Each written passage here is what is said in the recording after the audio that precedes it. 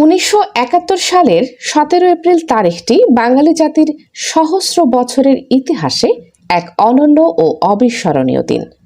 মেহেরপুরের বৈদ্যনাথ তলার নিভৃত আম্রকানন সেদিন হয়ে উঠেছিল স্বাধীন বাংলাদেশের প্রথম প্রশাসনিক ও রাজনৈতিক কেন্দ্রবিন্দু।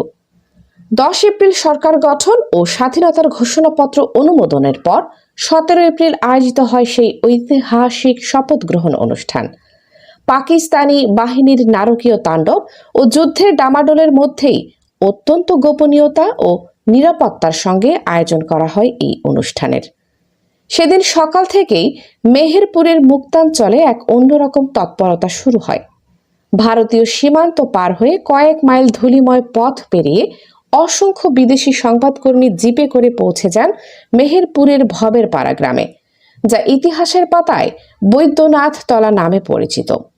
বেলা ১১টার দিকে শুরু হওয়া সেই মাহেন্দ্র ক্ষণে প্রায় ১৫০০ গ্রামবাসী এবং মুক্তিকামী মানুষের উপস্থিতিতে এক আবেগঘন পরিবেশের সৃষ্টি হয়। অনুষ্ঠানের শুরুতে অস্থায়ী রাষ্ট্রপতি সৈয়দ নজরুল ইসলামকে একটি সুসজ্জিত আনসার দল, তৎকালীন home guard unit, guard of honour প্রদান করেন। ক্যাপ্টেন মাহবুবউদ্দিন আহমদের নেতৃত্বে পরিচালিত সেই কুচকাওয়াজে অস্থায়ী রাষ্ট্রপতি সালাম গ্রহণ ও পরিদর্শন করেন। এই আনসার বাহিনীর সদস্যরা মূলত সাধারণ মানুষ হলেও দেশপ্রেমের মন্ত্রে উজ্জীবিত হয়ে তারা সেদিন রাষ্ট্রীয় মর্যাদার প্রতীক হয়ে দাঁড়িয়েছিলেন। এরপর আনুষ্ঠানিকভাবে স্বাধীন বাংলাদেশের মানচিত্র খচিত লাল সবুজ পতাকা উত্তোলন করা হয়। পতাকার দিকে তাকিয়ে উপস্থিত সকলে সমস্বরে কবিগুরু রবীন্দ্রনাথ ঠাকুরের আমার সোনার বাংলা গেয়ে ওঠেন। সমর দাসের সুর পরিচালনায় সেই দিনই গানটি জাতীয় সঙ্গীত হিসেবে বাঙালির হৃদয়ে স্থায়ী আসন গেড়ে নেয়। পতাকা উত্তোলনের পর শুরু হয় শপথ গ্রহণের মূল পর্ব।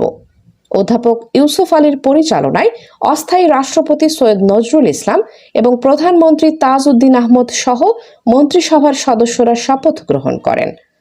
শপথ গ্রহণের পর অস্থায়ী রাষ্ট্রপতি তার ভাষণে বিশ্ববাসীর প্রতি এক আবেগঘন ও বলিষ্ঠ আবেদন জানান।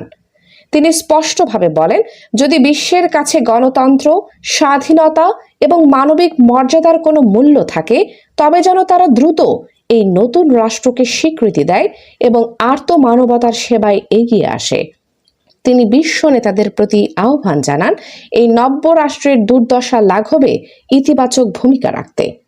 প্রধানমন্ত্রী তাজউদ্দিন আহমদ তার ভাষণে বৈদ্যনাথ তলার নাম পরিবর্তন করে জাতির পিতা বঙ্গবন্ধু শেখ মুজিবুর রহমানের নাম অনুসারে মুজিবনগর করার ঘোষণা দেন।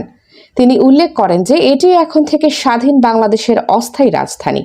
যুদ্ধের ভয়াবহ বাস্তবতা আর পাকিস্তানি বাহিনীর মাত্র ২০ মাইল দূরে অবস্থানের ঝুঁকি মাথায় নিয়েও এই শপথ অনুষ্ঠান ছিল আন্তর্জাতিক সম্প্রদায়ের কাছে বাংলাদেশের স্বাধীনতার আইনগত বৈধতা প্রমাণের এক অকুতোভয় পদক্ষেপ। আম্রকাননের সেই স্নিগ্ধ ছায়ায় সাধারণ মানুষের জয় বাংলা স্লোগান আর জাতীয় সঙ্গীতের সুর সেদিন বিশ্ববাসীকে জানিয়ে দিয়েছিল যে একটি নতুন রাষ্ট্রের জন্ম হয়েছে, যার কোনো শক্তি দিয়ে স্তব্ধ করা সম্ভব নয়। এই সরকারের সুদক্ষ নেতৃত্বেই পরবর্তী ৯ মাস পরিকল্পিতভাবে মুক্তিযুদ্ধ পরিচালিত হয় এবং ৩০ লক্ষ শহীদের রক্তের বিনিময়ে চূড়ান্ত বিজয় অর্জিত হয়। ১৭ এপ্রিলের সেই রোদ ঝলমলে সকালটি ছিল পরাধীনতার শৃঙ্খল ভেঙে বাঙালির নতুন রাষ্ট্র গড়ার প্রথম প্রকাশ্য অঙ্গীকার।